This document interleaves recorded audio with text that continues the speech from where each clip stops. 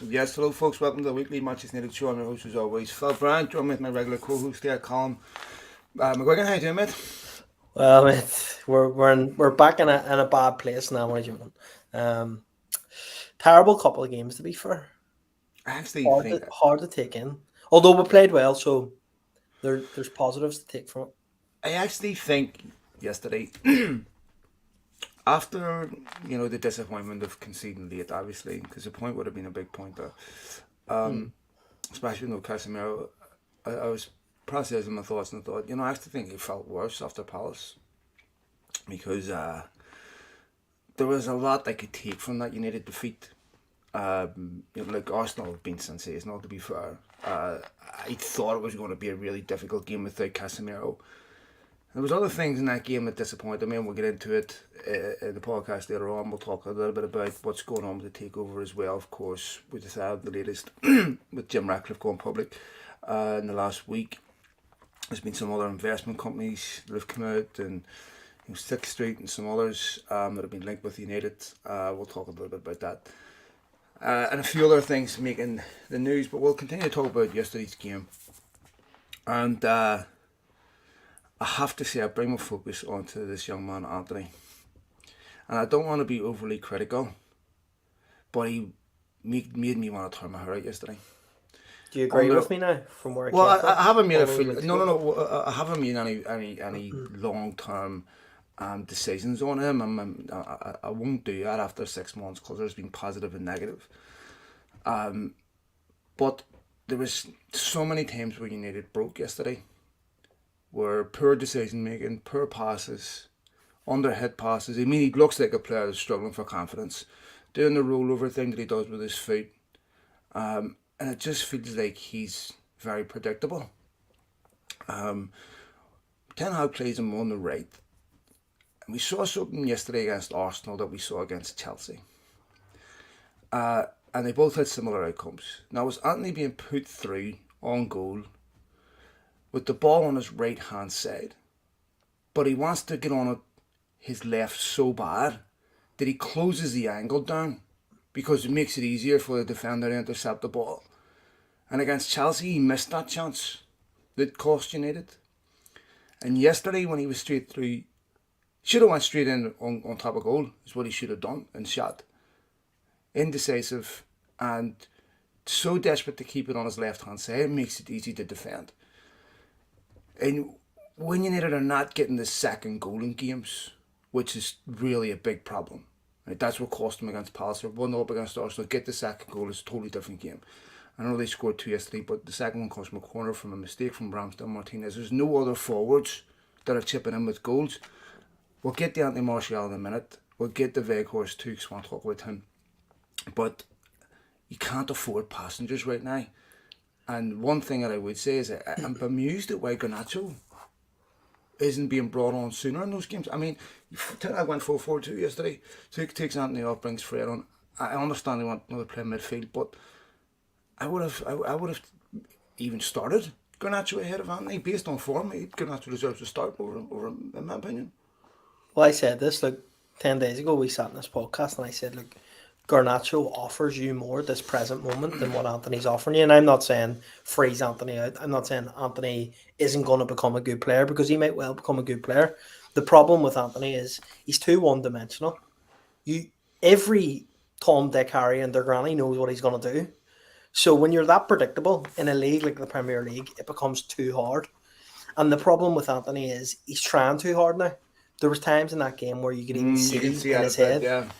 I'm watching him going, like, if we can come up with these things, how's Ten Hag not doing it? And I'm not questioning Ten Hag either, because at the end of the day, we don't see what goes on every single day in training. We don't see what's going on behind the scenes. But to me, and from what I'm seeing and from Garnacho at the moment, he deserves a place in the starting 11 ahead of Anthony. And whether that is a permanent thing, I'm not saying now it's definite. But look, we've got Sancho, who's now back in training. Maybe it's going to be that Sancho works his way back into this team sooner rather than later. Garnacho will need to start seeing him coming off the bench earlier, because he has the ability to impact in these games. Like, I think, see that last 15, 20 minutes, Garnacho could have made a serious play for us down the straight, and that's what we were lacking, and Anthony just doesn't give us that at the moment. I think another thing that I thought was telling in that was I started to see some players really starting to get chippy with him. Yeah. And you see players that are starting to get frustrated. You can also see that when he's being taken off in games, he's not particularly happy, and that's okay. You know, you don't want a player to be particularly happy when they're brought off, but his performances don't warrant him staying on. And I sincerely hope that disappointment is more with himself than with his manager for taking him off. Um, you know, at the moment, you know, United are so flimsy up front, and you saw the limitations of the squad yesterday, in my opinion. We talked about this on the podcast last week. We talked about the fact that Van de Beek and other midfielders are occupying important places in this squad. United need depth. Before you can put a second coat on, you have to get the first coat right. Accept that. And I think United have a really good, strong starting 11. I think Maguire will definitely go at the end of the season. You know, Maguire isn't even in a fight for two centre back positions. He's in a fight for one, because he's really competing with Varane. Because when Martinez is injured, Shaw is being put over there because he's left footed. So because Maguire's not a left footed centre back, he won't be allowed to play on the left hand side of defence. So United are putting left footers in there before they'll put Maguire in there. So, and Lindelof has a similar question to ask, because Varane's still unbelievably fit. But I can honestly see at the end of the season, I think Ten Hag makes quick decisions on players. I would also say his comments on De Gea were really interesting when he was asked about planning for the long term with De Gea. And he goes, What were his comments on De Gea? So he was asked about planning for the long term with De Gea. And obviously, it was quite an interesting question, because I think it came in and said the club's channel itself. And his answer was, you know, we just plan for right now. For the next game. I'm like, not exactly a vote of confidence in David De Gea. And look, we know David De Gea's strengths and weaknesses. We know Wan-Bissaka's strengths and weaknesses. They've had some really good games. De Gea showed in this game yesterday his strengths and weaknesses. That save from Nketiah, unbelievable. Really good save. Not unbelievable, really good save. But his inexplicable punching, you know, of a ball that he should catch. You know, he's still a bit glued to his line. His distribution is not great. But I don't know any complete goalkeeper out there that has all those in his locker. That's it, and I think that's where we need to be realistic. Like, you look at all the goalkeepers in the league. We've seen Ramsdale make a mistake in the game yesterday. We've seen Ederson make a mistake. Alisson makes countless mistakes. There is no complete goalkeeper out there at the moment, from what I can think of. I can see in people. I had this argument with a few friends last night about De Gea, and they were saying, go for David Raya, the Brentford keeper. I don't think he brings anything different, really, other than maybe a bit better distribution than De Gea. He breaks his way into a Spain squad when De Gea isn't in the squad at the moment, so people will base their argument around that. I don't think we need to replace De Gea. I can understand people's frustration, but De Gea has saved us a lot of points over the last couple of seasons, and he's a very, very good goalkeeper. Whether you like that or not, it's up to you. But I mean, I can see what people's frustration are. There's times when he frustrates you, but every goalkeeper's the same. No, exactly. I mean, every time someone gives me an example of who would you buy instead of De Gea, this guy or that guy, or who would you put ahead of him, and I can accept the fact that there probably is goalkeepers ahead of him. But they'll give me an example, and there's a recent mistake in my head that goalkeeper made that was really, really poor. That if De Gea had done it, sometimes, you know, it's easy to think there's always something better out there. Right now, I would say David De Gea has saved United probably 6 points this season. Thereabouts. So I don't think he was the reason why United lost yesterday. Look, as Ten Hag said, all the goals were avoidable. The first goal is unbelievable. First of all, what is Wan-Bissaka doing at the left-hand side, right, on the back post? Secondly, you know, I coach 9-year-olds. And one of the things that I'm constantly telling defenders is how to sense danger. It's hard because it's a bit of an instinct, but it's about awareness. Constantly being aware of your surroundings. Constantly being aware of who's around you. And if you've got a ball coming into the box and you're at the back post and you're not expecting a challenge, you're not expecting someone to come over your shoulder, who do you think they're hitting the ball to?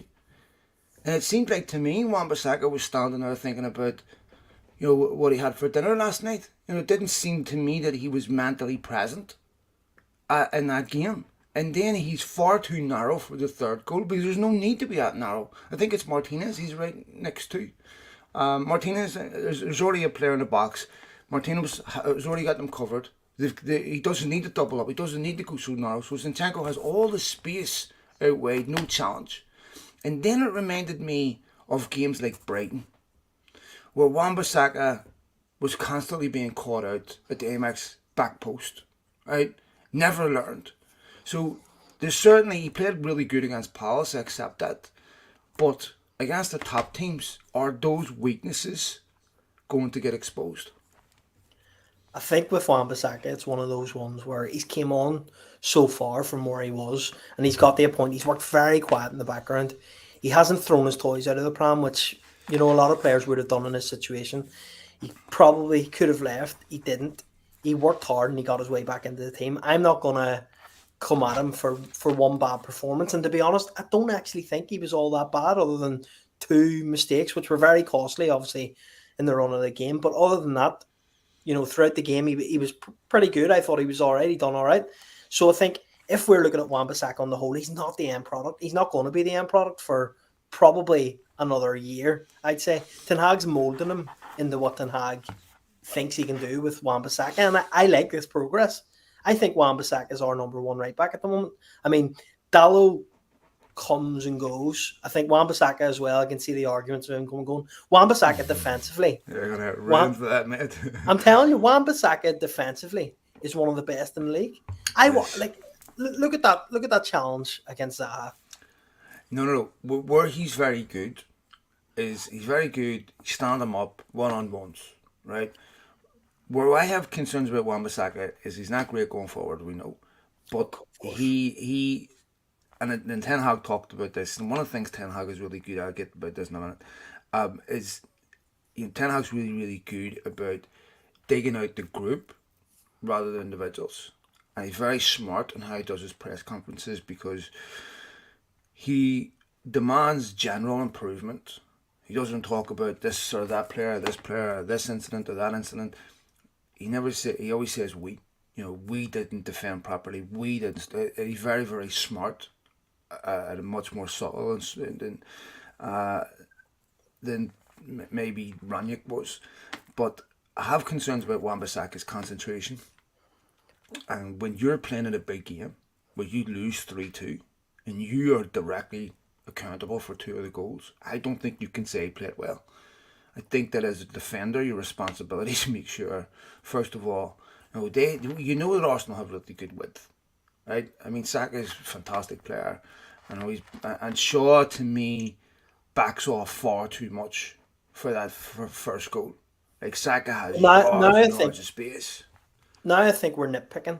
I think we're playing against arguably the best team in the league at the moment, right? Fair enough. But when Ten Hag says all 3 goals are avoidable, would you disagree with him? I'm not disagreeing, but I think when we're nitpicking and saying, Shaw, he stands off too much, Wan-Bissaka, he wasn't great on this play, he wasn't great in that play. 2 goals, yes, of course we could see the 2 goals from him. But look where this team has came in such a short period of time. Look at all of the improvements that you see in these players, because Shaw is a completely different Luke Shaw to what we've seen last season. Wan-Bissaka is a completely different Wan-Bissaka to what we've seen last season. This is progression. Rome wasn't built in a night. People forget this. We're 6 months. No, I'm not condemning them. I'm not saying they need to be bent or anything. They're understandable mistakes. I mean, you probably get away with them against other teams. You're not getting away with them against Arsenal. We're not talking about them otherwise. But in big games, you need the small margins make a big difference. So you will get analysed if you make mistakes in big games. That's just part of being a footballer. So obviously United have, in terms of the collective, in terms of how United look, there's no comparison to last season. I mean, even in defeat, there's a lot you can take from that. Where you have to be an idiot to look at that United team and think that there's not major progress being made. For example, I don't think this will turn into 3, 4, 5 defeats. And even in victory, Ten Hag is really measured. He's he looks at victories like they're defeats, because there's obviously so much to be learned in a defeat. And sometimes, if you need to take a 2-each draw from that game, you're on an emotional high. The variables are small to get you out of that. Or if they win 1-0, you could have won 1-0 against Palace, took a draw, that would be a really good two results. The margins between that actually happening and not happening are so tiny. And that's a whole different perspective.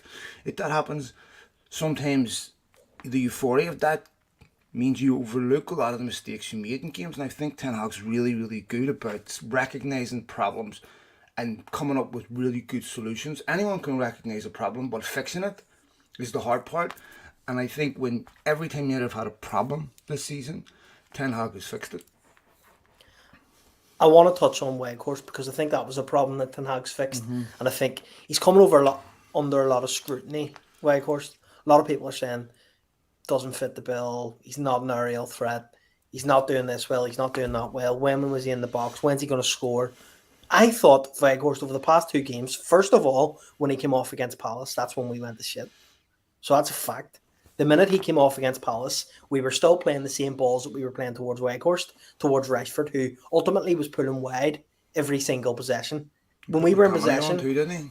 Yep, he brought McTominay on, but I don't even need to speak about McTominay in that Palace game because Rashford kept on pulling wide. There was no threat at all. Weghorst then showed against Arsenal. His link-up play is exceptional. He's a very good player, and he's coming under a lot of scrutiny because he's not scoring goals. He's not doing this. His job in that team is to link play, is to bring the wide men in, and I thought he'd done that well. I can't understand why people are getting on his back. Well, here's the thing about a January striker signing. There's no time to settle in. You need to hit the ground running right away. And lots of teams sign strikers in January, usually down the bottom because they're not scoring goals to get them out. And the ones that hit the ground running quickly, we've seen this, they have a pivotal contribution to make to the teams that they join. So Weghorst needs time to settle in. You don't get time to settle in, right? You know when you're bringing a player in January, they have to contribute right away. Maybe that's unfair. I have to say I've been a bit impressed and surprisingly impressed by his feet, by a lot of his link-up play, which is very good. In his defence, United didn't create a hell of a lot in the last 2 games that he's played. I mean, they looked tired in both Palace and Arsenal last 20 minutes, which I think dictated partly how they played. Both of those games are away from home. Both of them were in London. United have an unbelievably hectic schedule. There's no question it was a disadvantage. United have had to play at Palace. If United don't play at Palace, they get a week rest. If Casemiro available, what we just said, we said small margins matter. That's a big margin. That's a big difference. So,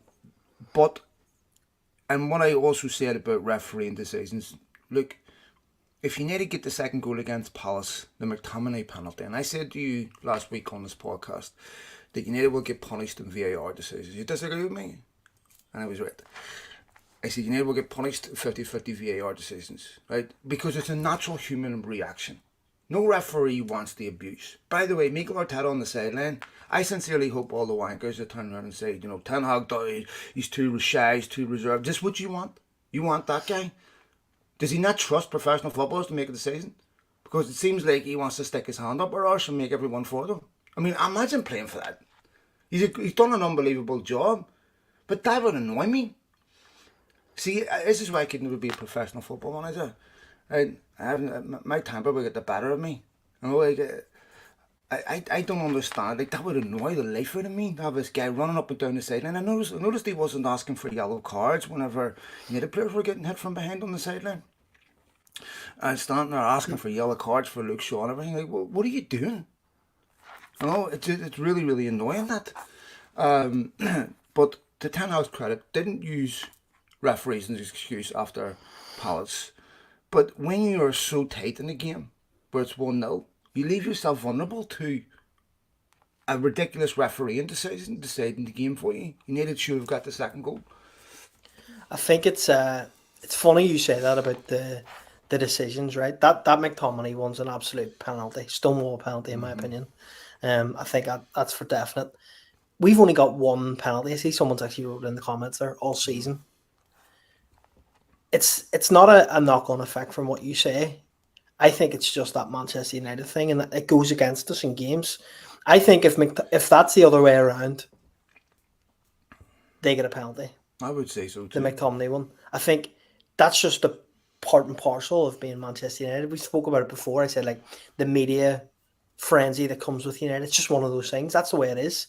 We'll But have to that's get what I'm used to it. saying. The attention affects referees and how they make decisions. The fear, the backlash affects them. Of course, but for whatever reason, you'd think there'd be more of a backlash if you make a decision against United. We're probably the most well supported team in the world, but it doesn't work that way. So I just think it's this Manchester United thing. It's always been that way. The media frenzy, everything that goes on within Manchester United. For example, we've seen this week about Harry Kane possibly signing for United, which I've been calling for the past 5 years. I would take Harry Kane up until he's 33. I would take him at Manchester United because I think he would improve the team. And if you look at the 30 plus signings that we've made, Robin Van Persie, unbelievable. Think of Casemiro now, unbelievable. Harry Kane falls into that category. Now it's come out today that Harry Kane's wants to sign a contract with Spurs, unless Harry Kane is someone that doesn't have really any ambition for his career or any ambition for him, because realistically, Spurs aren't going to go anywhere. Manchester United are always going to be there or thereabouts. Spurs aren't. And if Harry Kane's happy enough with mediocrity and Harry Kane's happy enough to sit around, collect his wage, captain Spurs, then great. But he has to have some sort of ambition, and we are the club for Harry Kane. I think he's the perfect signing, especially in this team that Ten Hag has at the moment. Yeah, I have two views on this, and you could steal man either of them. Um, I completely accept what they're saying, and this really is the point in Harry Kane's career where it's last chance saloon to make this decision. You either make it now or you don't. If he wants to go down as one of the greats and be remembered in that way, he's going to have to go to, even if it's not United, he's going to have to go to a top club that wins Champions Leagues, that wins trophies. And we're sitting here talking about that like United have been nowhere near that. But I believe they will be before Spurs. I know they almost did it with Spurs, but he's going to have to be someone that, if you're not going to do it in your international career, you're going to have to do it in your club career. So, what's one of the most iconic pictures in the world is Messi with the World Cup. How many pictures is Harry Kane going to get to hang on his wall with him winning trophies? I mean, it's a big decision for him, and he has to get it right. Um, my concern as a United fan with Kane would be, if I'm Spurs, this is also the time where you ask, do I want to sell him? Because this is the last chance they have of selling. How much would it take for us to get Harry Kane, do you think? Well, let's say you get Kane for 80 million. If Osimhen's available for 80 million, I take Osimhen first. Right? Over Kane? Yes, So 100%. an unproven Premier League player. Unproven Premier League player, or he's unproven. He's not an unproven player, mate. You couldn't say No, an that now. unproven Premier League player. I never Yeah, said but an the unproven Premier League player. doesn't play football on the moon. It's still football. I mean, I it's don't know, still. man. So to me, I think when you've got Romelu Lukaku scoring plenty of goals in England, plenty of goals in Italy, I'm not concerned about Osimhen. If you, I mean, there's a litany of players that scored plenty of goals in Italy and England. I'm not really concerned about whether he's proven or not. Casemiro was an If unproven I, Premier League player. of course, and look, that's a great argument. But if I'm offered Harry Kane, who we have seen time and time again perform for Spurs, or Victor Osimhen, I'm going for Harry Kane. I think it's a no-brainer. Tell me why you think you would go with Osimhen first and foremost. Because first of all, Osman's younger. I think he's a more powerful forward. I think he's a bit Terrible more. injury record as well. But Kane's isn't great either, and I haven't seen Osman's injury record, so I don't know. But I honestly think Kane's got about, because of his injuries, maybe another 2 years left at this level where he'll start to dip. I don't think you'll get that way, also, man. I think for United, and Ten Hag likes to play with a big, powerful forward striker like that, and I think he's an exceptional young player that suits how Ten Hag wants to play. Harry Kane's a very, very good finisher, and of course he would improve United. But, there's an argument to be made about whether Haaland improves City. And Haaland is a brilliant goal scorer, right? Hold on a second. What do you mean he hasn't improved City? Well, are you saying City are... We had a year of being told Cristiano Ronaldo, despite scoring all of his goals, makes United a weaker team, which I think he did. Everything goes... But are City a better team last season or this season? Mate, come on. No, it's a simple question. Are they a better team last season or this season? You're basing that on the fact that City aren't top of the league at the moment. No. Don't answer it with another question. Are they a better team last season or this season? I think they're a better team this season. Okay. A better Present team your case, my sir. I'm just evidence-based claims.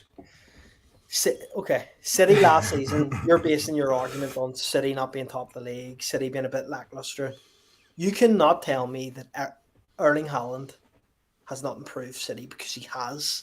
The goals he scored. I'm not doubting his individual contribution, but has he improved them as a team? I'm open to the suggestion.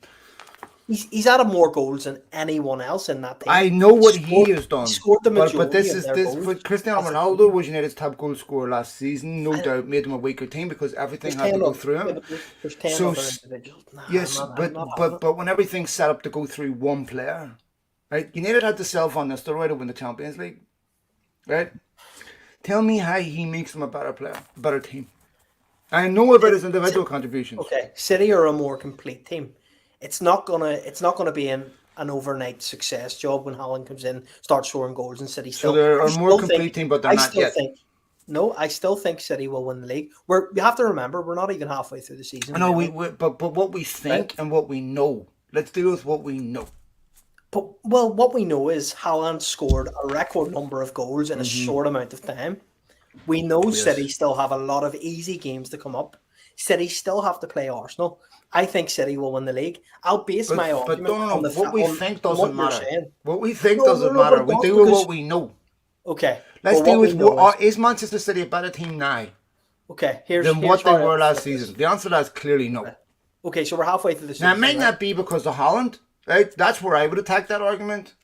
To turn around and say that the top goal scorer in the Premier League, who has broken every single record, who's already ahead of the top goal scorers of last season, and we're arguably barely even halfway through the season. We had 2 months off. I can understand that counterfactual, but to me, what I'm saying is, there's an open question as to whether he makes them a better team, because when you're not getting goals from midfield. When you're not getting goals, Mahrez is the only other player that's consistently scoring at City. And clearly, when you look at the first half of their season, they're miles behind Arsenal. United could have went ahead of them in the league if they'd have beaten Palace. So there's clearly no doubt that they're a lot weaker than what they were last season. But you're basing your argument on City at the end of last season. I'm basing on the whole of last season. Yes, but we aren't the full way through this season, so it's not. I know, but that's why I'm saying you compare and contrast with what we know right now. There's absolutely no reason to believe that City will win the league. Right? There's no part of me. I cannot sit here and say Erling Haaland has not made City a better team, because he has. He's added goals that no one else has added. But they just haven't shown that. Well, we'll judge them at the end of the season. Well, maybe can't say it right now. Well, no, you can judge them right now. I'm saying at this point, now it's possible Man City become magic second half of the season and they're improving based on what we haven't seen so far. But to me, there's an open question to be asked about whether Haaland makes them a better team. And I can give you countless examples of teams that have relied on a goal scorer way too much to the detriment of the other team. Of course, but the detriment of the other team is whenever the team falls down the league, right?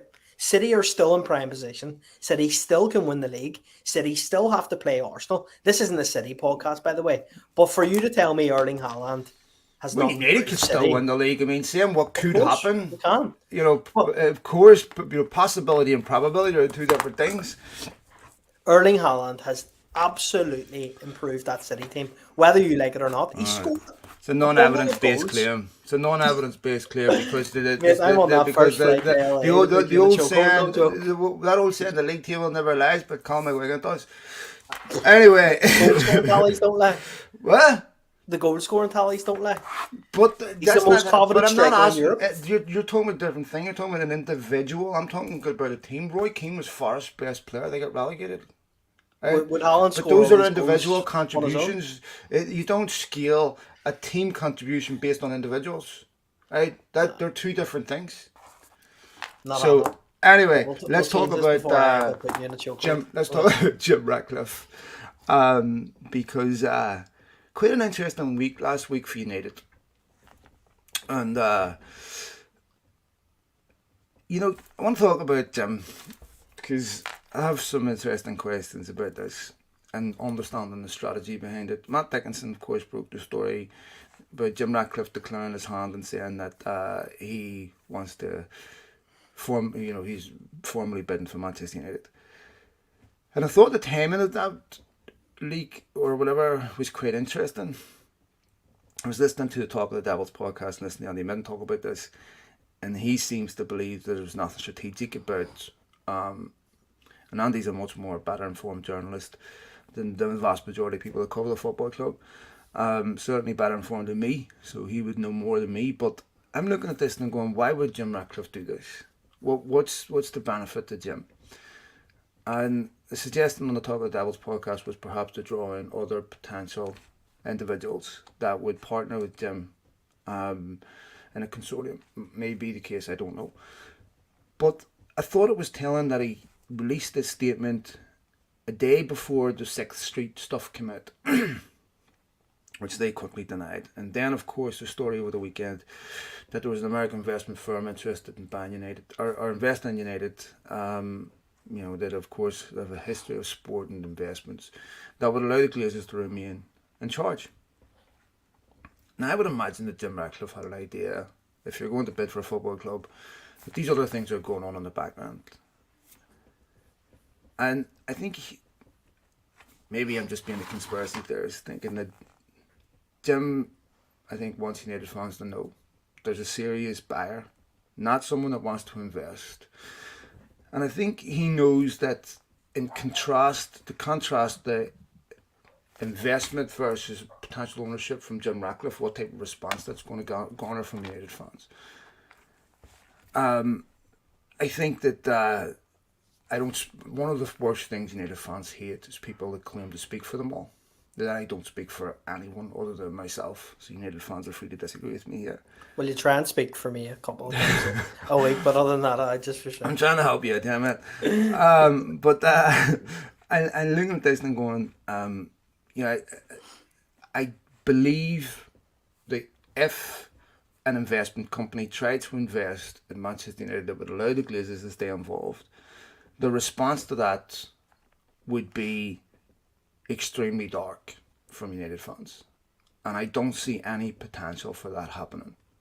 I don't see any way for that to be prosperous for anyone.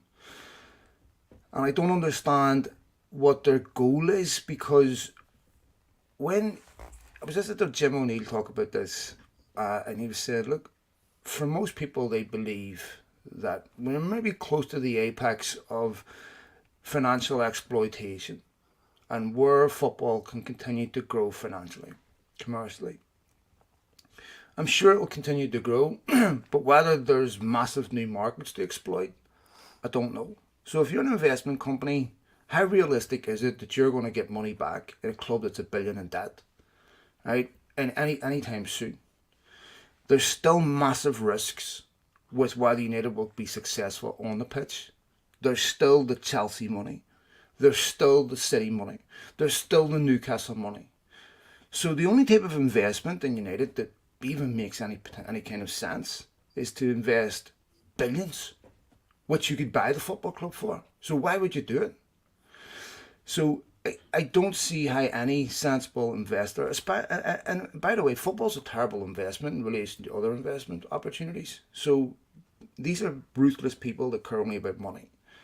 But so is Jim Ratcliffe, and Jim Ratcliffe deserves the same scrutiny as anyone from the Middle East would.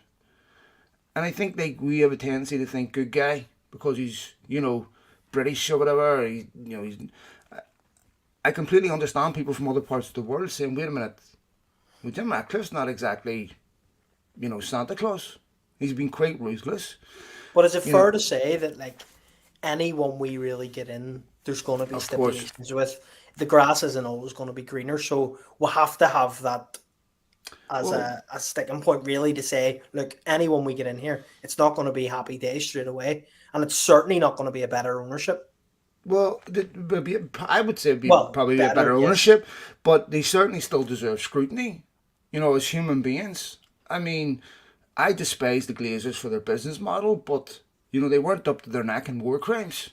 They weren't up to their neck in human rights abuses. Now, they're not the best people in the world, but Jim Ratcliffe also deserves that scrutiny.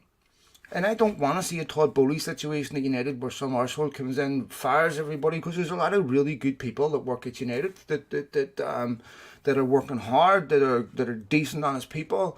Yes, there are some people that do need to be moved on, but I don't want to see a Todd Bowley situation at United where they're coming in and, I mean, Chelsea's January transfer window was completely ridiculous. None of that is being driven by Graham Potter. So I don't want to see Ten Hag's his authority usurped by some arsehole. So to me, I think I think a lot of people want Middle Eastern owners simply because of this reason, because they want unlimited money to spend, and so anyone that could potentially take over United that isn't going to provide that is immediately treated with cynicism by a certain element of the support. But I don't think it'll be people from Dubai. There's obviously Americans involved too. I still stand by the fact that I believe United will be sold by the end of the first quarter this year. And obviously it's encouraging that there's people letting it be known they're interested, but no one else is. And he didn't do that with Chelsea. When he bid for Chelsea, he didn't go public. So there's obviously games being played here. And Jim, is close to how certain United fans feel. So he will be aware of the sentiment. And I do believe that fan pressure is a significant part of why the Glazers are where they are. It's a disgrace the football club is in a situation where it cannot meet its basic obligations. But this was always going to be the end point. United badly need a top striker in January. It's a disgrace that this football club cannot afford one. But because Jim's an older individual, I don't know, is he in his 70s, 80s, whatever age he is, what happens after that? Yeah, that's a fair point. Contingency. And what would be his advance directive if something happens to Jim Ratcliffe? I would imagine he would be put in a trust. I would worry about that. Where the ownership model would be. He would have directives on how he wanted the club run. It was interesting in his Chelsea bid that he would also, bid for the club, but also put significant investment aside for development of the stadium and what have you. So obviously we'd have to do that at United. But from what I was told, Colm, United are, Glazers are having a serious hard time getting anywhere close to their valuation. So if they want to sell that club at the first quarter, there's going to have to be some realism with the price. And as I've said before on this podcast, the assumption that Middle Eastern individuals are just going to come out here and have their pants pulled down, is just completely wrong. So, with what you're saying, and you think that it will happen before the end of the season, do you believe that he is the front runner? Then, do you think ultimately he is the one that holds probably more cards than anyone else in terms of this because he knows the ins and outs, like you've said? It's hard to say if he's the front runner. One thing is for sure, Jim Ratcliffe wants people to know he wants to buy this football club. If you look at his previous public statements, they've never been that correct. Like, he turned around 2 weeks before the football club was officially for sale and said that they weren't for sale. But yet people like me were being shown prospectuses and being shown stuff as far back as August. So he had to have known that wasn't correct. He was very complimentary about the Glazers, which I think that was laying the groundwork for relationships in an effort to foster goodwill between them, as he wants, intend to buy the football club. I don't know how organised his bid is, but I think we have to be very careful about Jim Ratcliffe being the saviour. Jim Ratcliffe deserves scrutiny in the same way everybody else would, and I'm not naive to think that this is a panacea, that Jim will come in and fix every problem. Jim's been quite ruthless in his business. Environmentalists are extremely angry at him over his petrochemical company. So he's not some sugar daddy benefactor that's going to come in and solve every problem at United. So obviously, moving on from that, tough couple of weeks coming up for United now off the back of those two underwhelming results. Won't say performances because the performances were good, but we have a serious amount of games on our hands over the next 30 days. I think it's 12 games in 30 days, something like that, isn't it? 2 a week. It's going to get really, really tough. We're going to need a serious squad, and at the moment we're lacking a serious squad. Do you think there'll be any more investment in January? No, I mean, look, they badly need players, but the type of players, it kind of goes back to one of the issues with Wan-Bissaka. Is you're talking about a guy that, let's say you go out and buy another right back. Who wants to be a backup right back? Right? If you're very, very good, you're not coming here to be a backup right back. These positions that United need to fill are not easy to fill because you want quality players. But quality players are not going to come and say, "Hey, you're my alternative to Casemiro." Well, I'm not going to play. And I'm, if you want to buy, you usually have to buy young players with potential that are willing to accept they're not going to play every week. They can see, but the problem is with someone like Casemiro is, you're 3-4 years away before someone's realistically going to replace him. So, but United badly need depth in those positions. We talked about this against Charlton, where you could see against Charlton when McTominay and Fred were on the pitch, there was no creativity at all. He brings on Casemiro and brings on Eriksen to win the game. And that was one of the things I was thinking about yesterday, with McTominay and Fred on the pitch. I'm like, I remember that Charlton game, there was no creativity. And so tactically, United have to completely change. It's almost like they transition between two eras. When Casemiro and Eriksen aren't on the pitch, it's almost like they're transitioning back to pre-Ten Hag era with Fred and McTominay and Fernandes in midfield, and their performances are consistent with what we saw in that era, because they're not completely, but I mean in midfield, where you have really no creativity. The quality isn't there to really change the game.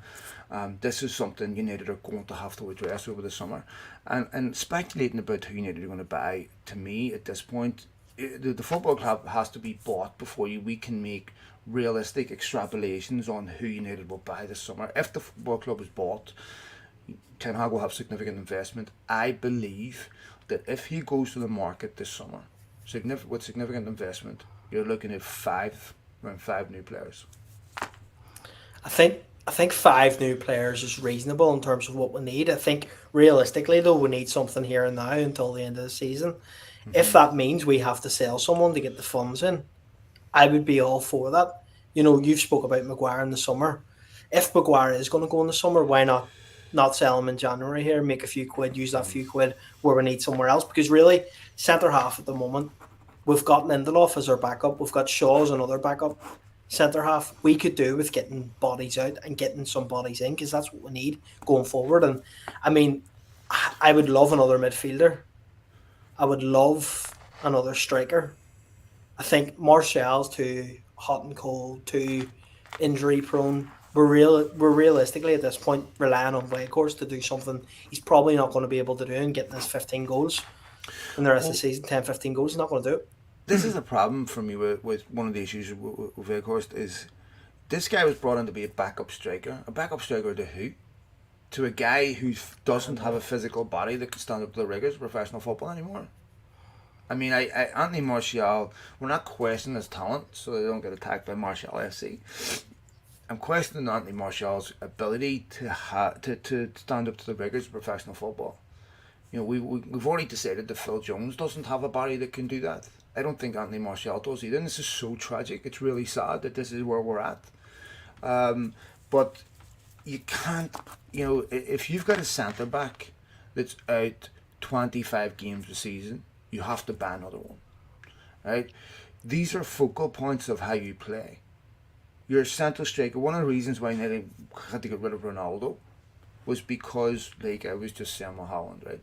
The striker is so important to how you need to play, and whenever you have a situation where you've got your main striker that's missing half your games, you have to constantly change tactically. And Veghorst is such a different tactical player to what Martial is. And really what you needed in January wasn't a backup striker, it was a starting striker. But I mean, they needed that last January too and didn't do it. And that has to be priority number one this summer. Definitely. I think has to be our priority, and has to be there. Ten Hag needs back. Ten Hag's shown what he can do with limited budget, with limited reinforcements, and look at what he's done. Think about what he could do if he's really back properly. I completely agree with that, and over the next few weeks, over the next few months, as you were clearly saying, you'd have a really heavy schedule. That concerns me because the squad isn't that deep. You saw the bench at the weekend. I don't understand people that criticise Ten Hag because I don't think he had an awful lot on the bench that we could really change the game with. That's why I like Garnacho, because when he comes on, he always changes games. Why we'd have brought him on sooner. Hopefully, we see Sancho introduced during these League Cup semi-finals. Great opportunity for United to get their first trophy in 6 years. So far, disappointing result, but like I said, felt worse after Palace. But all in all, let's to be positive about. So we'll leave it there, mate. Yes. Thanks to you for coming on doing the podcast. As always, thanks to all of you for your downloads, likes, retweets, follows. I hope you're all physically and mentally well, folks. Enjoy your week. Take it easy. See you later, bro. See you, mate.